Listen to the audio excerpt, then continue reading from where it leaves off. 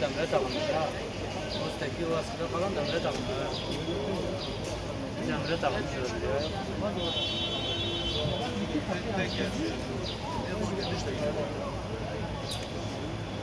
Ama üstte bırakmışlar ha. Fabrikte gidiyor. Bence bileşikte gidiyor. Şu olsaydı.